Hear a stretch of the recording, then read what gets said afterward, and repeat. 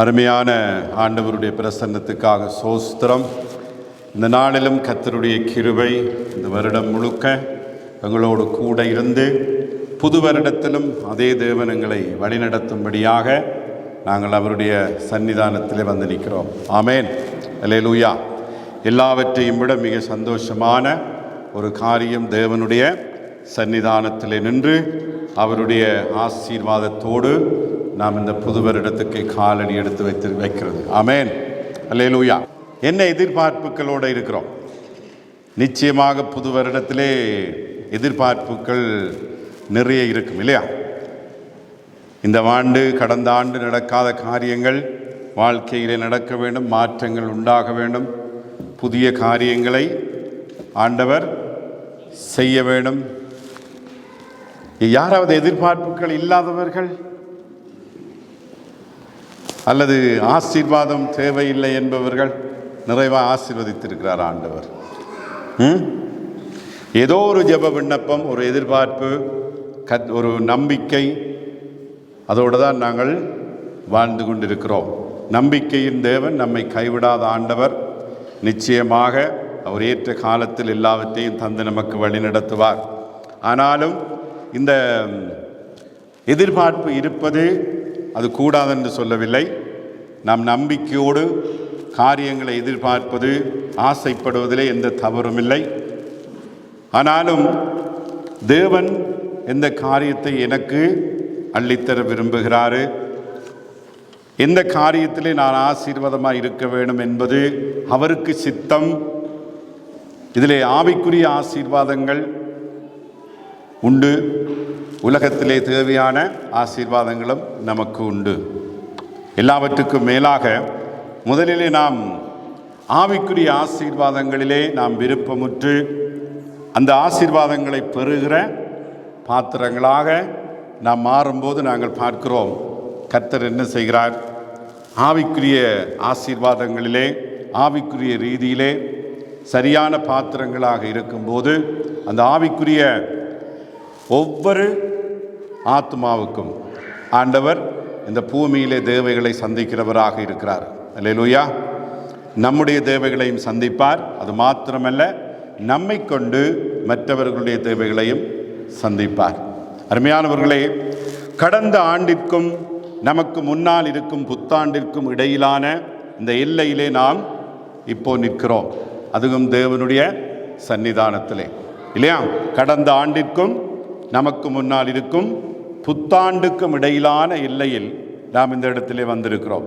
புத்தாண்டு என்பது ஒரு சிந்தனைக்கான நேரம், திரும்பி பார்ப்பதும் நம்பிக்கையுடன் எதிர்நோக்குவதும். என்ன? பழசை திரும்பி பார்ப்பது, எதிர்காலத்திலே புது வருடத்திலே என்ன செய்கிறோம்?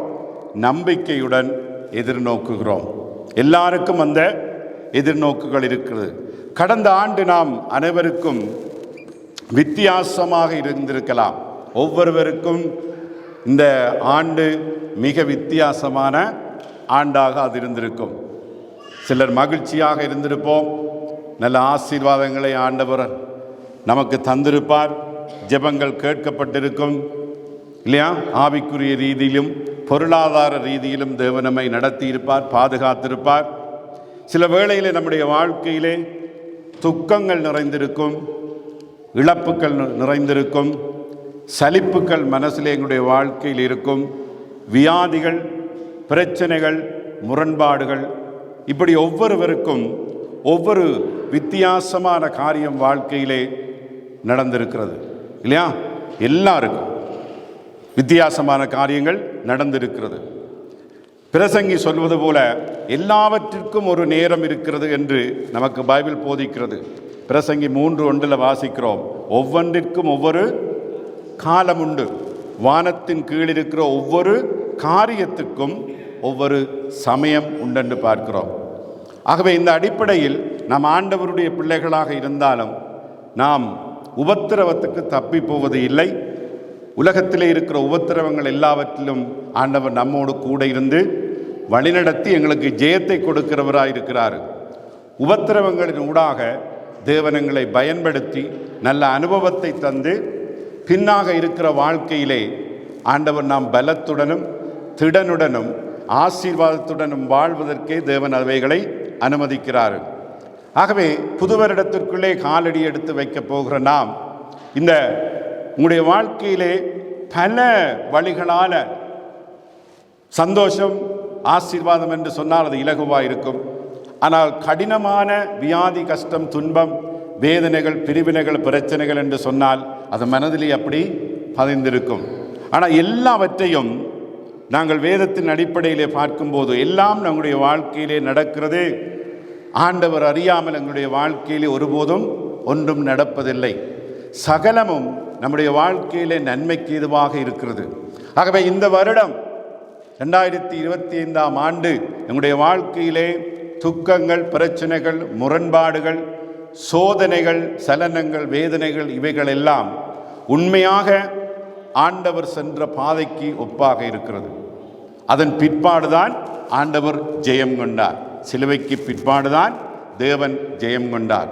அவருடைய பிள்ளைகளுக்கும் பாடுகளிலே பங்குண்டு என்றபடி இந்த 2025ஆவது ஆண்டிலே எங்களுக்கு பாடுகள் இருந்தால் அந்த பாடுகளின் ஊடாக இன்றைக்கு தேவ சன்னிதானத்திலே புது வருடத்துக்கு காலடி எடுத்து வைக்க கூடியிருக்கும் நாம் அந்த பாடுகளிலே நல்ல மனதோடு, சில வேளை அது வேதனையாக இருக்கலாம், மறக்க முடியாமல் இருந்தாலும் அந்த பாடுகள் ஆண்டவர் அனுமதித்தவை என்ற ஒரு நம்பிக்கையோடு புது வருடத்திலே நாம் காலடி எடுத்து வைப்போம். அப்படி காலடி எடுத்து வைக்கும்போது நாங்கள் பார்க்கிறோம், நிச்சயமாக தேவன் எங்களுக்கு ஜெயத்தை கொடுத்து ஆசீர்வதிக்கிற ஆண்டவராக இருக்கிறார். ஆகவே இந்த வருடம் தேவன் எங்களை ஆசீர்வதிக்கும்படியாய் என்ன செய்ய வேண்டும் என்பதை நாங்கள் பார்ப்போம். நாம் ஒரு புதிய ஆண்டில் நுழையும் போது ஒரு புதிய தொடக்கத்திற்கான வாய்ப்பு நமக்கு கிடைக்கிறது. எத்தனை பேர் அதை விசுவாசிக்கிறோம்? புதிய ஆண்டுக்குள்ளே காலடி எடுத்து வைக்கும்போது ஒரு புதிய சந்தர்ப்பம், புதிய வாய்ப்பு இல்லையா ஆண்டவர் நமக்கு கொடுக்கிறவராக இருக்கிறார். இன்றைக்கு துதி வேளையிலே சகோதரி கிரேஸ் அடிக்கடி சொன்னார், நாம் நிற்பதும் நிர்மூலமாக இருப்பதும் அவருடைய சுத்த கிருபை. அப்போ இன்றைக்கு இருக்கிறோம், புதிய நாளுக்குள்ளே நாம் காலடி எடுத்து வைக்க போகிறோம், புது வருடத்துக்குள்ளே. அப்படி என்று சொன்னால் அதை நாம் எப்படி எடுக்க வேண்டும்? ஒரு புது சந்தர்ப்பத்தை ஆண்டவர் கொடுக்கிறார் நமக்கு. ஒரு புது தொடக்கத்தை கர்த்தர் கொடுக்கிறார். புது வாய்ப்பை தேவன் நமக்கு கொடுக்கிறார். இது கர்த்தருடைய வார்த்தை. உங்கள் ஒவ்வொருவருடைய வாழ்க்கையிலும் அப்படியே சிந்தித்துக் கொள்ளுங்கள். இந்த வருடத்தில் நடந்த நீங்கள் போன எல்லா பாதைகளையும் அதை நன்மையாக பலப்பட கர்த்தர் அனுமதித்த என்ற விசுவாசத்தோடே ஒரு புது வருடம், எனக்கு ஒரு புது சந்தர்ப்பத்தை ஆண்டவர் கொடுக்கிறார். ஒரு புது தொடக்கத்தை தேவன் எனக்கு தருகிறார். சோர்ந்து போகாமல், கண்ணீர் விட்டு அழுதிருந்தாலும், துக்கத்தை நீங்கள் அனுபவித்திருந்தாலும், இன்றைக்கு ஆண்டவர் சொல்லுகிறது ஒரு புது சந்தர்ப்பம், புது தொடக்கம், ஒரு புது வாய்ப்பை ஆண்டவர் கொடுக்கிறார். ஆகவே புத்தாண்டு நமக்கு முன் திறந்திருக்கிறது. அது ஒரு திறந்த வாசலாக நமக்கு ஆண்டவர் கொடுத்திருக்கிறார். ஆமென். ஒரு புது வாசல் இந்த புத்தாண்டிலே நம் ஒவ்வொருவருக்கும் திறந்த வாசலாக இருக்கிறது. இதன் பொருள் என்ன? நாம் கடந்த காலத்தில் கட்டுண்டு இருக்க வேண்டியதில்லை.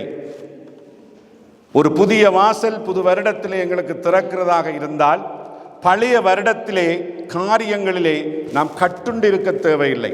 அவைகள் எல்லாவற்றையும் நாம் அவிழ்த்து விடுகிற ஒரு புதிய ஆண்டாக இருக்கிறது. ஆகவே நீங்கள் ஒவ்வொருத்தரும் இயேசு பிரான் மேல நம்பிக்கை வைத்து அந்த விசுவாசத்திலே தளராமல், அருமையானவர்களே, கடந்த காலத்தில் கட்டுண்ட எண்ணங்கள், சிந்தனைகள் எல்லாவற்றையும் விட்டு புதிய ஆண்டிலே நாம் என்ன செய்ய வேண்டும்? நம்பிக்கையோடு நாம் கடந்து செல்ல கர்த்தர் ஒரு சந்தர்ப்பத்தை கொடுக்கிறார்.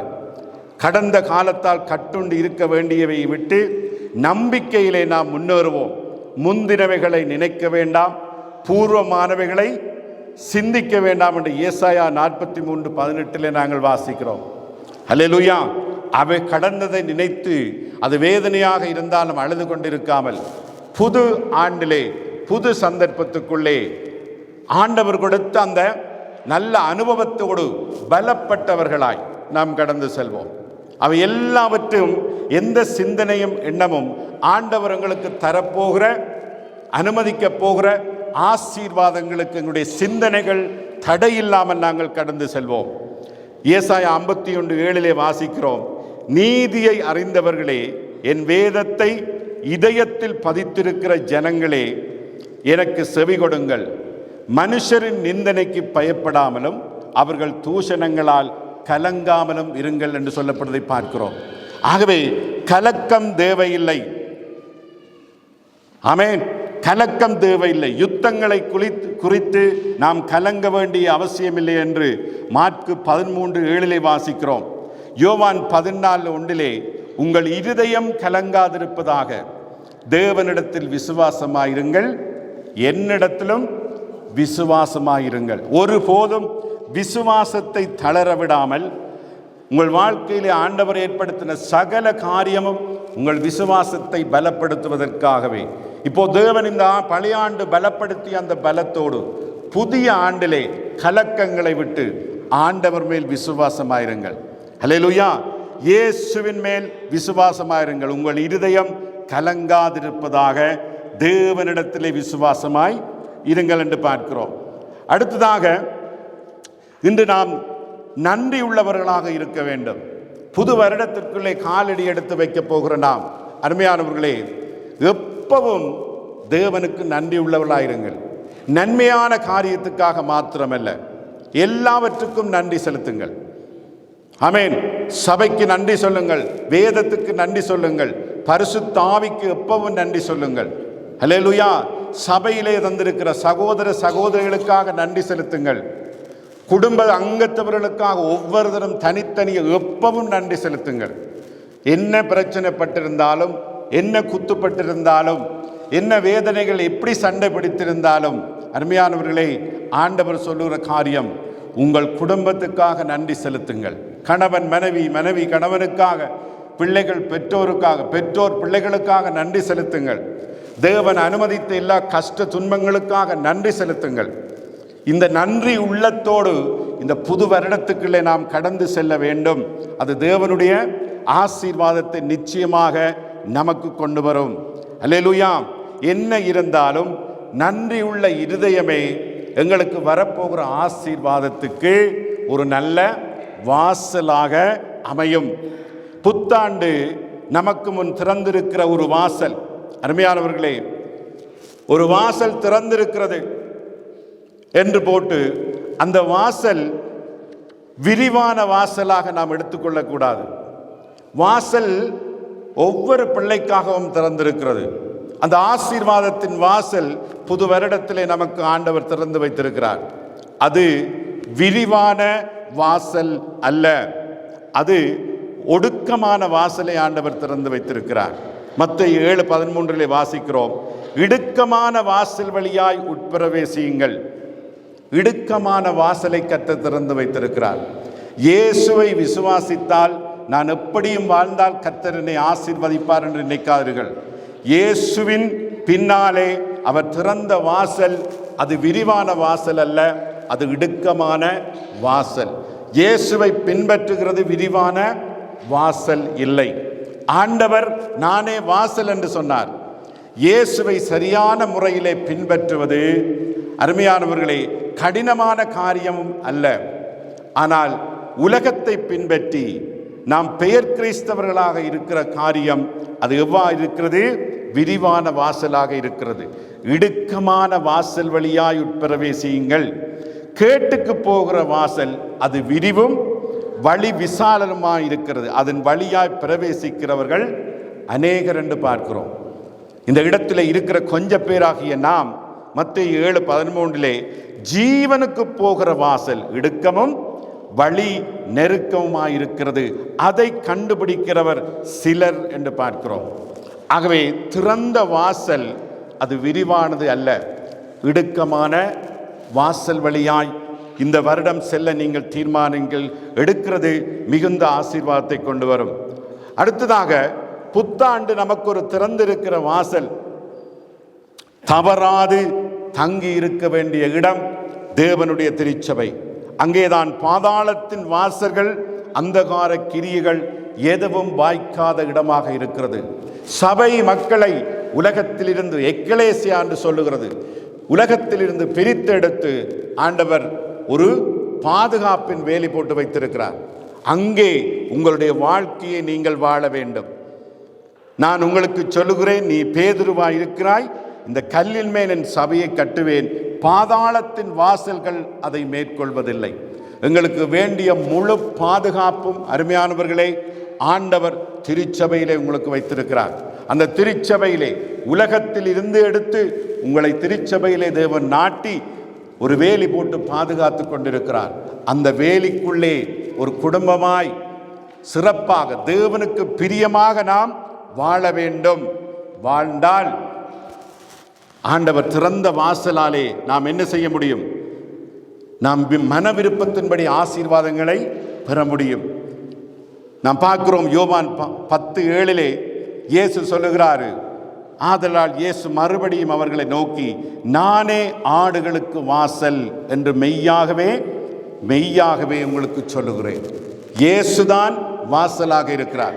அந்த வழியை விட்டு வேறு எந்த வழியையும் நாம் பின்பற்ற தேவையில்லை. இயேசு என்ற வாசல் ஊடாக, அந்த இடுக்கமான பாதை ஊடாக நீங்கள் செல்லுவீர்களாக இருந்தால், அருமையானவர்களே, உங்களை அர்ப்பணித்து செல்லுவீர்களாக இருந்தால், இந்த 2026ஆம் ஆண்டு அந்த திறந்த வாசல் ஊடாக, இயேசு என்ற வாசல் ஊடாக நமக்கு தேவையான எல்லா ஆசீர்வாதங்களையும் இந்த புது வருடத்திலே தேவன் சந்திக்கிறவராயிருக்கிறார். புத்தாண்டு நமக்கு முன்திறந்திருக்கிற ஒரு புதிய வாசல். ஆனாலும் சவால்கள் இல்லாத வாழ்க்கையை கடவுள் நமக்கு உறுதியளிக்கவில்லை. பைபிள் வாசிக்கிறவர்கள், அதை மெடிடேட் பண்ணுறவர்கள், ஒழுங்காக சத்தியத்தை கேட்கிறவர்கள், பைபிள் ஸ்டடீஸுக்கு வருகிறவர்கள், உங்கள் எல்லாருக்கும் தெரியும், வேதம் எங்களுக்கு தெளிவாக போதிக்கிறது. எங்கள் பூமிக்குரிய வாழ்க்கையிலே சவால்கள் இருக்காது என்று வேதம் போதிக்கிறதா? இல்லவே இல்லை. எங்களுடைய வாழ்க்கையிலே சவால்கள் இருக்கும். 2026ஆம் ஆண்டும் இருக்கும். இயேசு என்ன சொன்னார்? யோவான் 16:33 என்னிடத்தில் உங்களுக்கு சமாதானம் உண்டாயிருக்கும் பொருட்டு இவைகளை உங்களுக்கு சொன்னேன். உலகத்திலே உங்களுக்கு உபத்திரவம் உண்டு, ஆனாலும் திடன் கொள்ளுங்கள், நான் உலகத்தை ஜெயித்தேன். என்ன சொல்லுகிறாரு? உலகத்தில் எங்களுக்கு சவால்கள் இருக்கிறது. இந்த பூமியிலே பாவம் நிறைந்த வீழ்ந்து போன உலகத்திலே நாம் வாழுகிறோம். பாவத்தாலே பாதிக்கப்பட்ட உலகத்திலே வாழ்கிறோம். அது மாத்திரமல்ல, பாவத்திலே விழுந்த சரீரத்திலே தான் நாம் வாழ்ந்து கொண்டிருக்கிறோம். ஆவிக்குரிய வாழ்க்கையிலும் சவால்கள் இருக்கிறது, பூமிக்குரிய வாழ்க்கையிலும் சவால்கள் இருக்கிறது. ஆனால் ஆண்டவர் என்ன சொன்னார்? நான் எல்லாவற்றையும் உங்களுக்காக ஜெயித்துட்டேன். என்னுடைய பாதையிலே நீங்க செல்லும் போது நிச்சயமாக அந்த சவால்களை நாம் எதிர்கொண்டு வெற்றி பெற முடியும். தேவனால் பிறப்பதெல்லாம் உலகத்தை ஜெயிக்கும். நம்முடைய விசுவாசமே உலகத்தை ஜெயிக்கிற ஜெயம். 1 யோவான் 5:4 நாங்கள் பார்க்கிறோம். நம்மால முடியாது. யாரால முடியும்? நாம் தேவனோடு இருந்தால் தேவன் எங்களுக்காக ஜெயித்து கொடுப்பார். ஜெயம் வெற்றி பெற்று ஆண்டவர் நமக்கு கொடுப்பார். சவால்களை நாம் இயேசுப்பாவோட சேர்ந்து என்ன செய்ய வேண்டும்? போராட வேண்டும், எதிர்க்க வேண்டும், அணுக வேண்டும். தனிமையினை நம்மள முடியாது. அதற்காகத்தான் பரிசுத்த ஆவியானவர் என்ன செய்திருக்கிறாரு? நமக்கு கொடுக்கப்பட்டிருக்கிறார். நம்மை பலப்படுத்த, பலவீனங்களிலே நிரப்ப, எப்படி ஜெபிக்க வேண்டும் என்று தெரியாத வேளைகளிலே எங்களுக்காக ஜெபிப்பதற்காக, எங்களுக்கு உணர்த்துவதற்காக பரிசுத்த ஆவியானவர் கொடுக்கப்பட்டிருக்கிறார். ஆமென். ஆகவே ஒரு தீர்மானம், என் தேவன் இந்த உலகத்தை ஜெயம் கொண்டார். அவர் எனக்கு சொல்லுகிறது, உனக்கு சவால்கள் உண்டு, ஆனாலும் நான் ஜெயித்தேன் இந்த உலகத்தை. நீ வாழ்கிற உலகத்தை ஜெயித்தேன். ஆகவே அதனுடைய அர்த்தம் என்ன? அந்த சவால்களால் எங்களால் ஜெயம் கொள்ள முடியும். சவால்களை தேவன் அனுமதிக்கிறது எதற்கு? நம்மை பலப்படுத்துவதற்காக. ஆமென். பாருங்க, ஆனா எந்த சாவிலும் அவர் நெருக்கமாக இருக்கிறார். உயிர் போகிற நேரம் வந்தாலும், வியாதிகளிலே உயிர் போகுதென்று இருந்தாலும், அப்படியான சவாலில் கூட கர்த்தர் நம்மோடு தான் இருக்கிறார். தேவன் எங்களுக்கு என்ன கொடுத்த வாக்குத்தத்தம்? ஆண்டவர் கொடுத்த வாக்குத்தத்தம் என்ன? உனக்கு முன்பாக போகிறவர், அவர் உன்னோடு இருப்பார், அவர் உன்னை விட்டு விலகுவதும் இல்லை, உன்னை கைவிடுவதும் இல்லை, நீ பயப்படவும் கலங்கவும் வேண்டாம் என்றார். உபாகமம் 31:8 பார்க்கிறோம். தேவன் நம்மோடு இருக்கிறேன் என்று சொல்லி என்ன கொடுத்திருக்கிறார்? வாக்குத்தத்தம் கொடுத்திருக்கிறார். மத்தேயு 28:20 உயிர்த்தெழுந்த பிற்பாடு ஆண்டவர் நமக்கு கொடுத்த வாக்குத்தத்தம் என்ன? என்ன சொன்னாரு? உலகத்தின் முடிவு பரியந்தம் சகல நாட்களிலும் நான் உங்களுக்கு கட்டளையிட்டவையும் அவர்கள் கைக்கொள்ளும்படி அவர்களுக்கு உபதேசம் பண்ணுங்கள். இதோ உலகத்தின் முடிவு பரியந்தம் சகல நாட்களிலும் நான் உங்களுடனே கூட இருக்கிறேன். ஒவ்வொரு நாளும் ஒவ்வொரு பொழுதும் நம்மோடு தேவன் நமக்குள்ளே இருக்கிறார். ஆகவே அதனுடைய அர்த்தம் என்ன? சவால்களை ஜெயிக்க முடியும். ஏதாவது ஒரு சவால் நம்முடைய வாழ்க்கையில வந்துட்டா, ஒரு துன்பம் வாழ்க்கையில வந்துட்டா, நம்முடைய சிந்தனை முதலிலே இயேசுவே என்ற வார்த்தையை கூப்பிட வேண்டும். அவர் அந்த சவாலை எங்களுக்காக ஜெயம் கொண்டு தருவார். ஆமென், அல்லேலூயா. அடுத்ததாக, இந்த புத்தாண்டுக்கு முன் திறந்த வாசலிலே அருமையானவர்களே, புதிய விதைகளை நாம் விதைக்கக்கூடியவர்களாக இருக்க வேண்டும். புதிய விதைகளை, புதிய செடிகளை நாட்ட நாம் முன்வர வேண்டும். ஒரு விவசாயியை நோக்கி பாருங்கள். எவ்வளவு நம்பிக்கையோடு நாட்டுகிறான், எவ்வளவு நம்பிக்கையோடு விதைக்கிறான், இல்லையா? பின்னும் நான் சொல்லுகிறது என்னவெனில், சிறுக விதைக்கிறவன் சிறுக அறுப்பான், பெருக விதைக்கிறவன் பெருக அறுப்பான். ஆண்டவர் தான் எங்களுக்கு விதியை கொடுக்கிறார் என்று 2 கொரிந்தியர் 9:10 வாசிக்கிறோம். விதைக்கிறவனுக்கு விதியையும் புசிக்கிறவனுக்கு ஆகாரத்தையும் அளிக்கிறவன் உங்களுக்கு விதையை அளித்து அதை பெருக பண்ணி உங்கள் நீதியின் விளைச்சலை வர்த்திக்க செய்வார். நம்முடைய ஒவ்வொருவருடைய வாழ்க்கையிலும் நாம் விதைக்காமல் அறுக்க முடியாது. ஒரு விவசாயி விதைக்காமல் நாட்டாமல் அறுப்பானா? முடியாது. தேவன் எங்களுக்கு விதியை கொடுத்திருக்கிறார். அதை இனக்கொண்டு வைத்திருக்க கூடாது, விதைக்காமல் வைத்திருக்க கூடாது. அதை என்ன செய்ய வேண்டும்? விதைக்க வேண்டும். விதைக்கும் போது என்ன நடக்கிறது? அதிக பலனை 30, 60, 100 அதிக பலனை தருகிறது. அது செழிப்பை கொண்டு வருகிறது. நீங்கள் எதை விதைக்கிறீர்களோ அதைத்தான் என்ன செய்வோம்? அறுப்போம். ஒரு விவசாயி எதை நாட்டுகிறானோ, எதை விதைக்கிறானோ அதைத்தான் அறுவடை செய்கிறான். ஆகவே இயேசு நேற்றும் இன்றும் என்றும் மாறாதவர். ஆவிக்குரிய ஆசீர்வாதத்தையும் பூமிக்குரிய தேவைகளையும் சந்திக்கும்படியாய் எந்த வழிகளில் நாம் வாழ வேண்டுமோ, எந்த வழிகளில் நாம் செல்ல வேண்டுமோ அதிலே மாற்றங்கள் ஒன்றுமே ஆண்டவர் செய்யவில்லை. பரிசுத்த வேதாகமத்திலே எங்களுக்கு திட்ட தெளிவாய் எழுதி கொடுக்கப்பட்டிருக்கிறது. அவர் நேற்றும் இன்றும் என்றும் மாறாதவர்கள். அந்த இயேசு பிரானுடைய ஆசீர்வாதத்தை பெறுவதற்கு அதை கண்டு ஒரு வழியை தேவன் நமக்கு வசனத்திலே கொடுத்திருக்கிறார். அவர்களை பூட்டி வைத்து அதன்படி வாழாமல் நாம் தேவனிடம் காரியங்களை பெற முடியாது. தேவன் உங்களுக்கு கொடுத்த ஒவ்வொரு விதையையும் நீங்க விதைக்கிறவர்களாக இருக்க வேண்டும். விதைக்காமல் நாம் என்ன செய்ய முடியாது? அறுக்க முடியாது, இல்லையா? புதிய விதைகளை விதைப்போம், ஆவிக்குரியதை தேடுவோம். கலாத்தியர் 6:7 சொல்லுகிறாரு, மோசம் போகாதிருங்கள், தேவன் தம்மை பரியாசம் பண்ண விட்டார், மனுஷன் எதை விதைக்கிறானோ அதையே அறுப்பான் என்று வாசிக்கிறோம். நீங்க எதை விதைக்க போறீர்கள், எதை அறுக்க விரும்புகிறீர்கள், அதையே நீங்க விதைங்கள். நிச்சயமாய் உங்களால் அறுக்க முடியும். அப்ப புதிய வாசல் இருக்கென்று சொல்லி போட்டு விதைகளை நாம் பூட்டி வீட்டுக்களை வைத்துக் கொண்டிருந்தால் அது எங்களுக்கு எந்த பலனும் தராது. பாருங்க, கலாத்தியர் 6:8 தன் மாம்சத்துக்கென்று விதைக்கிறவன் மாம்சத்தினால் அழிவை அறுப்பான், ஆவிக்கென்று விதைக்கிறவன் ஆவியினாலே நித்திய ஜீவனை அறுப்பான் என்று பார்க்கிறோம். விதைகள் முதலாவது அவருடைய ராஜ்யத்தை தேடி நாம் நேரங்களை கொடுக்க வேண்டும், விதைக்க வேண்டும். ஒவ்வொரு நாளும் தேவனை தேட வேண்டும், தேவனுக்கு கொடுக்க வேண்டும், ஏழைகளுக்கு கொடுக்க வேண்டும். தன்னுடைய மாம்சத்துக்காக விதைக்கிறவன், அதனுடைய அர்த்தம் என்ன? ஒருவன் ஆண்டவரை பொருட்படுத்தாமல் தன் சுய இச்சைகள், பாவமான ஆசைகள், சுயநலம் ஆகியவற்றின்படி வாழ்வதுதான் மாம்ச இச்சை என்று வேதம் சொல்லுகிறது. அதுக்கு விதைத்தால் நாம் ஆவிக்குரிய காரியங்களை அறுவடை செய்ய முடியாது. தேவனிடமிருந்து ஆசீர்வாதங்களையும் அறுவடை செய்ய முடியாது. புதுவருட ஆராதனைக்கு வந்து போவதால் ஆண்டவரிடம் ஆசீர்வாதத்தை பெறுவது அல்ல. புதுவருட ஆராதனையில் அருமையானவர்களே, ஆண்டவர் என்னத்தை பேசுகிறாரோ அதன்படி வாழ்ந்தால் அவர் அதை மதிக்கிற தேவனாயிருக்கிறார். ஆமென், அல்லேலூயா. ஆகவே இந்த மாம்ச எண்ணம் அது எங்களுக்கு எண்ணத்தை அறுக்கிறதாம், அழிவை அறுக்கிறது.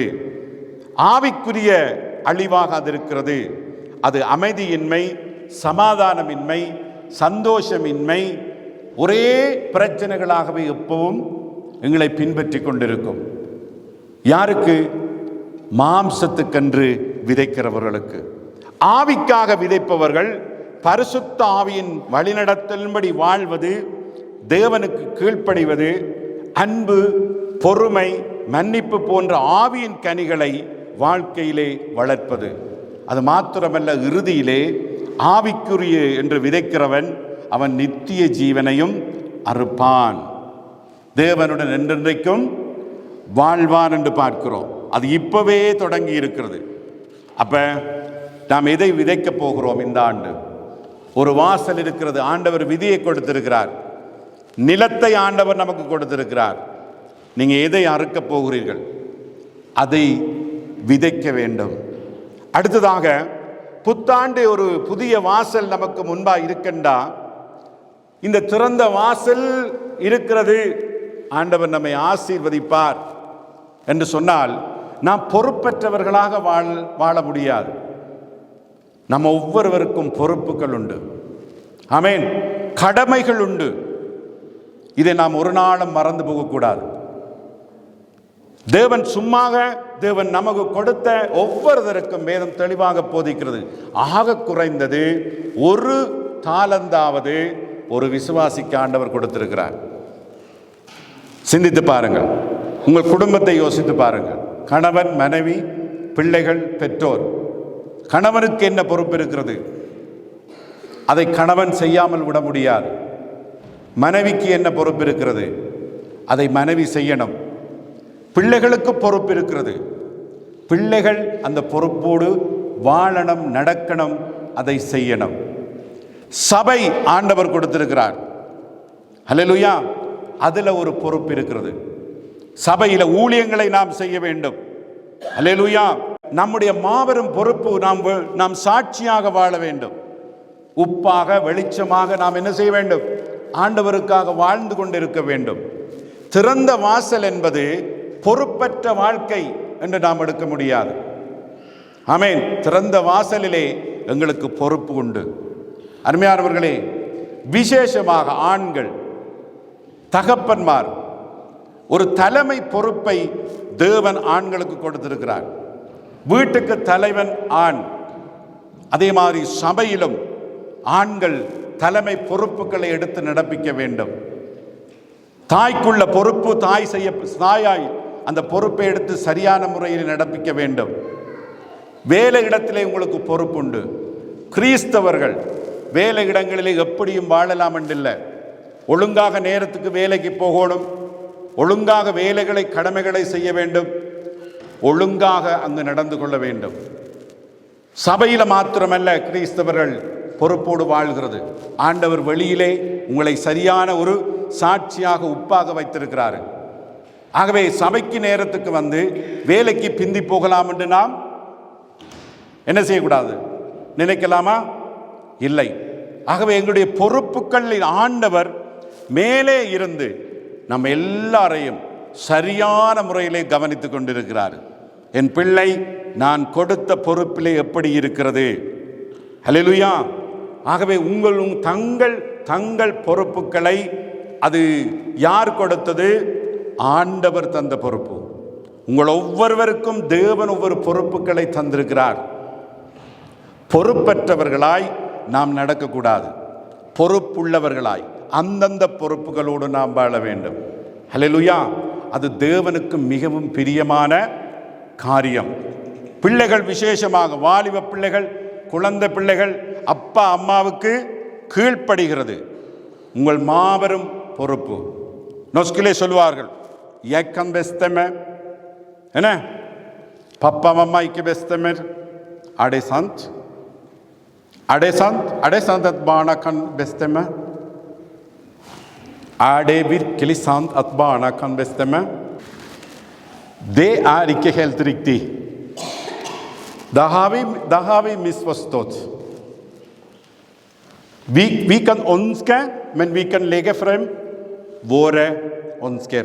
Men det betyr det er pappa, mamma, det er foreldre som bestemmer. Det er ikke barna som bestemmer. Det står i skriften. Det står i lovene. At det er foreldre som bestemmer, ikke barna. Er dere med? Ja. Så hva betyr det? Da må vi være lydige. Vise vår lydighet overfor foreldre. Ikke sant? Ja, அப்போ பிள்ளைகளுக்கும் பொறுப்புகள் உண்டு. அடுத்ததாக அருமையானவர்களே, புத்தாண்டு ஒரு புது சந்தர்ப்பம், புது வாசல். எனவே புதிய ஆண்டிலே நாம் நம்பிக்கையோடு நுழைய வேண்டும். சில வேளை நம்முடைய நம்பிக்கைகள் அது கொஞ்சம் கஷ்டமாக இருக்கும். சிலவர்கள் கசப்பான சில விசுவாச வாழ்க்கையின் அனுபவங்களால் அது சில வேளை கஷ்டமாக இருக்கும். ஆனாலும் புது வருடத்திலே திறந்த வாசல். நீங்கள் நம்பாமல் ஒரு காரியத்தை தேவன் உங்களுக்கு அருள மாட்டார். தேவன் மிக விரும்புவதை நீங்கள் அவரை விசுவாசிப்பதும் நம்ப வேண்டும். உன் வழியை கர்த்தருக்கு ஒப்புவித்து அவர் மேல் நம்பிக்கையாயிரு, அவரே உன் காரியத்தை வாய்க்க பண்ணுவார். சங்கீதம் 37:5 பார்க்கிறோம். திறந்த வாசல் இருக்கிறது. ஆனால் வழி யாருடைய வழியை பின்பற்ற வேண்டும்? கர்த்தருடைய வாசல் வழியாய் அவருடைய வழியைத்தான் பின்பற்ற வேண்டும். ஆமென். என்ன சொல்லுகிறாரு? உன் வழிகளை கர்த்தருக்கு ஒப்புவி. நான் கிறிஸ்தவன் என்று போட்டு நாம் நினைத்த மாதிரி நாம் என்ன செய்ய முடியாது. வாழ்ந்தால் இந்த புது வருடத்திலே உங்கள் மன விருப்பங்களை கர்த்தர் ஆசீர்வதிக்க முடியுமா? உங்கள் எல்லாருடைய வழிகளையும் கர்த்தருக்கு ஒப்புவீங்க. கேளுங்க, ஆண்டவரே ஒரு காரியத்தை எனக்கு முடிவெடுக்க முடியவில்லை, எந்த வழி போவதென்று முடியவில்லை இல்லையா? என் குடும்பத்துக்கு உதவி தேவை ஆண்டவரே. என் பிள்ளைகளுடைய எதிர்காலம் உம்முடைய கரத்தில் ஒப்பிடுகிறேன். எனக்கு தெரியாது, எங்களுக்கு தெரியாது, எதிர்காலத்தை அறிந்த ஆண்டவர் சுவாமி, உம்முடைய வழிகளை எங்களுக்கு காண்பியும். ஜெபத்தில் கேளுங்க உம்முடைய வழிகளை. உலகத்தாரை போல நாம் நின்று திண்டாட வேண்டிய அவசியம் இல்லை. நானே வழி என்று அவர் சொல்லிவிட்டார். அந்த வாக்கு கொடுத்திருக்கிறவர் நாம் ஒவ்வொருவருக்குள்ளேயும் இருக்கிறார் என்று பார்க்கிறோம். ஆகவே உங்களுடைய வழிகளை கர்த்தருக்கு ஒப்புவித்து அவருக்கு கீழ்ப்படிந்து செல்லும் போது என்ன செய்யப்படும்? கர்த்தர் காரியத்தை வாய்க்க பண்ணுவார். சங்கீதம் 9:18 நாங்கள் வாசிக்கிறோம், எளியவன் என்றென்றைக்கும் மறக்கப்படுவதில்லை, சிறுமைப்பட்டவர்களுடைய நம்பிக்கை ஒருபோதும் கெட்டுப்போவதில்லை. பார்த்தீங்களா? எத்தனை பேர் ஒரு நம்பிக்கையோடு இருக்க போறோம் ஒரு தீர்மானம் எடுங்க. நீங்க நம்ப வேண்டும். உங்களை அழைத்தவரை, உங்களுக்காக மரித்தவரை நீங்க முழு மனதோடு எந்த காரியத்துக்காக நம்பி அந்த நம்பிக்கையிலே வாழ்கிறீர்களோ, ஆண்டவர் சிறுமைப்பட்டவர்களை என்ன செய்யவில்லையாம்? அவர்கள் ஒருபோதும் அவர்களுடைய நம்பிக்கை கெட்டுப்போவதில்லை. கர்த்தரை நம்பி இருக்கிற மனுஷன் பாக்கியவான் என்று சங்கீதம் 34:8 பார்க்கிறோம். அவரை நம்பி இருக்கிறவன் தான் ஆசீர்வதிக்கப்பட்டவன். அதனுடைய அர்த்தம், ஆண்டவரை நம்புங்கள். அவசரப்பட்டு முடிவுகளை வாழ்க்கையில் எடுக்காதீர்கள். பொறுமையோடு ஜெபத்தில் இருந்து இந்த 2000ஆம் ஆண்டு குடும்பமாக முடிவெடுங்கள். நான் ஆண்டவருடைய ஜெபத்தில் கேட்டு தேவன் வழிநடத்தலே நாம் செல்ல வேண்டும். இயேசுவுக்கு உங்கள் குடும்பத்தில் இடம் கொடுங்கள். மேலும் இப்ப இவ்வளவு நாள் இருந்ததை விட இன்னும் அதிக நேரம் கொடுங்கள். அவரை அதிகம் உங்களுடைய வீட்டில் அவருடைய பிரசன்னத்துக்காக நீங்கள் என்ன செய்ய வேண்டும்? துதிக்க வேண்டும், ஜெபிக்க வேண்டும். ஹல்லேலூயா. உங்களுடைய நம்பிக்கை நிரந்தரமாக இருக்கும்படிக்கு அந்த நம்பிக்கையிலே நீங்கள் ஆசீர்வதிக்கப்படும்படிக்கு சில வேளை உங்களுடைய வாழ்க்கையிலே ஏற்படுகிற எந்த பிரச்சனையாக இருந்தாலும், எந்த உபத்திரவமாக இருந்தாலும் நீங்கள் என்ன செய்ய வேண்டும்? அது ஒரு பரீட்சை என்று நினைத்து நீங்கள் நம்பிக்கையிலே நிலைத்திருக்க வேண்டும். ஹல்லேலூயா. ரோமர் 5:3 வாசிக்கிறோம். அது மாத்திரமல்ல, உபத்திரவம் பொறுமையையும், பொறுமை பரீட்சையையும், பரீட்சை நம்பிக்கையும் உண்டாக்குது என்று அறிந்தவர்களாக இருக்க வேண்டும். இது இன்னும் ஒரு பெரிய கொடையன் என்றால், கிறிஸ்தவர்களுக்கு நம்பிக்கையிலே சில வேளையிலே நாம் நம்பிக்கை குறைந்து போகும்போது, பலம் குறையும் போது எங்களுக்கு பரிசுத்த ஆவியானவர் கொடுத்துக்கிறார். ஆமென். அந்த பரிசுத்த ஆவியானவர் என்ன செய்கிறாராம்? ரோமர் 15:13 பரிசுத்த ஆவியின் பலத்தினாலே உங்களுக்கு நம்பிக்கை பெருகும்படிக்கு. ஹல்லேலூயா. இதொரு பரலோக பரிசு, பரலோக கொடை என்றுதான் சொல்ல வேண்டும். ஒரு மனுஷனுக்கு நம்பிக்கை குறையும் போது பரிசுத்த ஆவி அதை பெருக்குகிறார். நாம் எவ்வளவு பாக்கியவான்கள்! அப்ப நம்பிக்கை பெருகும்படிக்கு நம்பிக்கையின் தேவன், நம்முடைய தேவன் யாரு? நம்பிக்கையின் தேவன் என்ன செய்கிறார்? விசுவாசத்தினால் உண்டாகும் எல்லாவித சந்தோஷத்தினாலும் சமாதானத்தினாலும் உங்களை நிரப்புவாராக. ஆமென். ஹல்லேலூயா. எந்த ஆசீர்வாதம்! ஆவிக்குரிய ஆசீர்வாதத்தை பார்க்கிறோம். அப்ப பரிசுத்த ஆவியானவரை பயன்படுத்துங்கள். ஒவ்வொரு விசுவாசிக்குள்ளேயும் உங்களுடைய பரிசுத்த ஆவியானவர் குடிகொண்டிருப்பதால் சில வேளைகளில் நம்பிக்கை கொஞ்சம் குறைந்து அல்லது கொஞ்சம் கலக்கம் ஏற்படுகிற அநேக சந்தர்ப்பங்கள் எங்கள் வாழ்க்கையிலே உபத்திரவங்களினால் உண்டாகலாம். ஆகவே என்ன செய்ய வேண்டும்? முழந்தால் படியிட்டு பரிசுத்த ஆவியானவரே என்னை பலப்படுத்தும் ஐயா, என் நம்பிக்கையை பலப்படுத்தும் ஆண்டவரே, நீர் நம்பிக்கை என் தேவன், நம்புகிறவர்களை ஆசீர்வதிக்கிற தேவனப்பா, உம்மை நம்புகிறவர்கள் பாக்கியவான் என்ற வசனத்தின் அடிப்படையிலே ஜெபிக்கிறேன். ஆவியானவரே என்னை பலப்படுத்தும், என் நம்பிக்கையை பலப்படுத்தும். ஹல்லேலூயா. பரிசுத்த ஆவியின் பலத்தினாலே உங்களுக்கு நம்பிக்கை பெருகும்படிக்கு நம்பிக்கையின் தேவன் விசுவாசத்தில் உண்டாகும் எல்லாவித சந்தோஷத்தினாலும், அந்த எல்லாவித சந்தோஷமும் சமாதானமும் உங்களை நிரப்பும். ஆமென். எப்படியானது? பெரிய ஒரு மாளிகையில் இருக்கிற அங்கே பெரிய சமாதானம் நமக்கு வராது. புரிகிறதா? உல்லாசமாய் திரிகிறது நமக்கு சந்தோஷத்தை கொடுக்காது.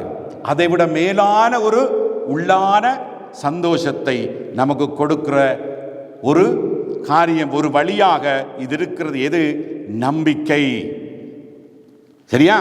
பாருங்க, சொல்லுகிறாரு, உழுகிறவன் நம்பிக்கையோட உழவும், போரடிக்கிறவன் தான் நம்புகிறதில் பங்கடைவேன் என்கிற நம்பிக்கையோட போரடிக்கவும் வேண்டியதே.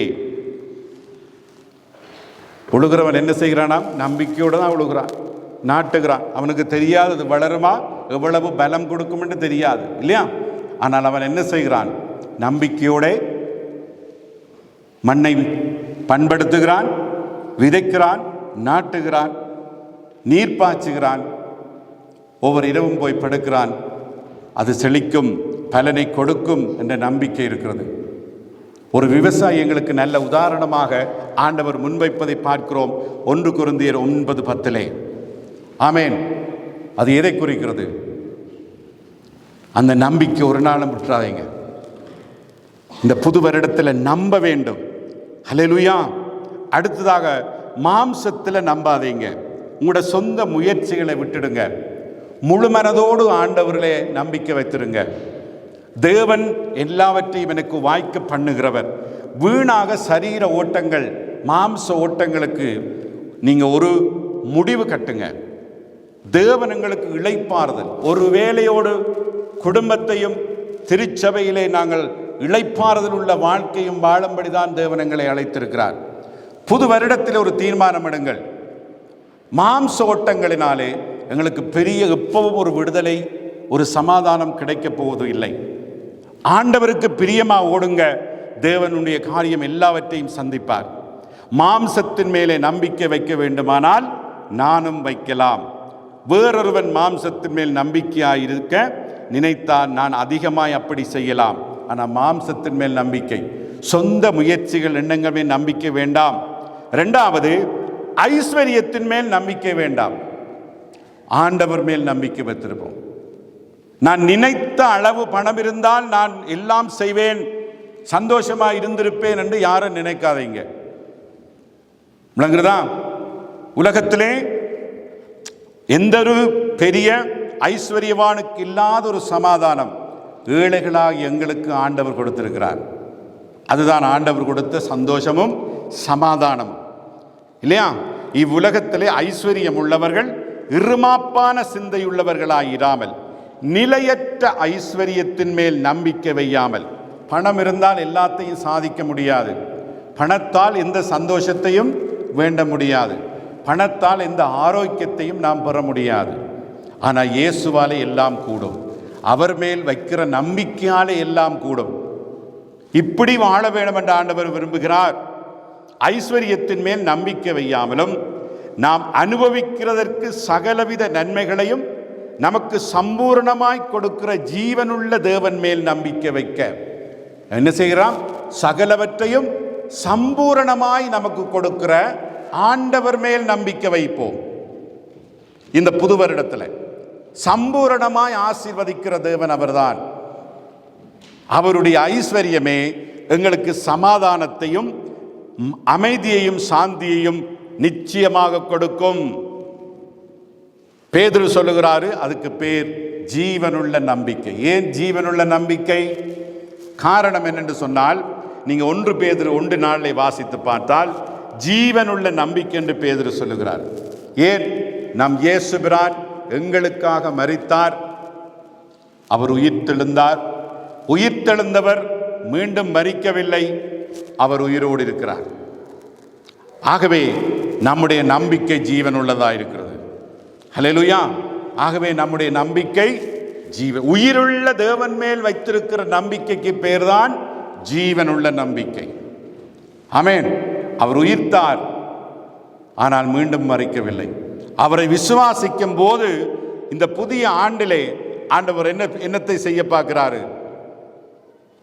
அந்த திறந்த வாசலினூடாக தேவன் எங்களை ஆசீர்வதிக்க ஆயத்தமாயிருக்கிறாரு. அருமையானவர்களே, கடவுள் தேவன் நம்மை வழிநடத்துகிறார் என்ற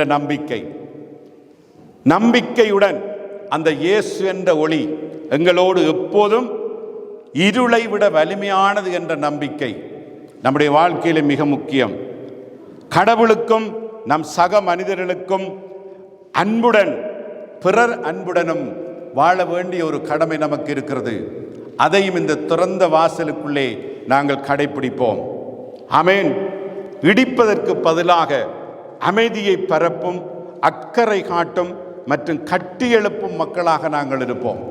அதுதான் தேவன் விரும்புகிற காரியம். கட்டி எழுப்புகிற மக்களாக, இடித்து நொறுக்குகிறவர்களாக அல்ல, கட்டி எழுப்புகிற மக்களாக. சொல்லுங்கள், தேவன் உங்கள் ஒவ்வொருவரையும் தனித்தனியாக இந்த புத்தாண்டிலே கட்டி எழுப்புகிற ஒரு பாத்திரமாக பாவிக்க விரும்புகிறார். அதற்கு உங்களை அர்ப்பணியுங்கள், ஒப்புக்கொடுங்கள். அப்போ உங்களுடைய வாழ்க்கையை தேவன் நிச்சயமாக கட்டுவார். இறுதியாக இந்த புத்தாண்டு கடவுளின் ஆசீர்வாதத்தால் நிரம்பிட வேண்டும் என்று தவறாது ஜெபம் பண்ணுங்கள். தவறாது ஜெபம் பண்ணுங்கள். ஒவ்வொரு நாளும் ஜெபத்திலே ஆண்டவரிடம் கேளுங்கள், கர்த்தாவே உம்முடைய வழிகளை காண்பியும், என் குடும்பத்தை ஆசீர்வதியும், எங்களை பாதுகாத்து கொள்ளும். இந்த ஆண்டு எங்களுடைய மன விருப்பத்தின்படி ஐயா உம்முடைய வலக்கரத்தை உயர்த்தும் என்று ஜெபம் பண்ணுங்க. குடும்பமாக ஜெபம் பண்ணுங்க, தனிமையில் ஜெபம் பண்ணுங்க.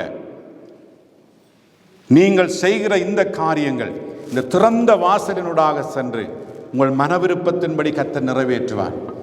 ஆவிக்குரிய வழியிலே இந்த ஆசீர்வாதத்தை பெறுவதற்கு நீங்கள் ஜெபம் பண்ணுகிறவர்களாய் இருக்க வேண்டும். அருமையானவர்களே, யாரை நம்பாவிட்டாலும் இயேசுவை உங்கள் தெய்வமாக நம்பி அவர்தான் என் வழி என்று ஒரு தீர்மானத்தோடு வாழுங்கள். நான் அவருடைய பிள்ளை என்று நீங்கள் ஒரு தீர்மானம் எடுங்கள். அல்லேலூயா! ஒரு போதும் கைவிடாத வல்லமையுள்ள இரக்கத்தின் தேவன் உன்னை ஒருபோதும் வெட்கப்படாமல் உன்னை வழிநடத்த முடியும்.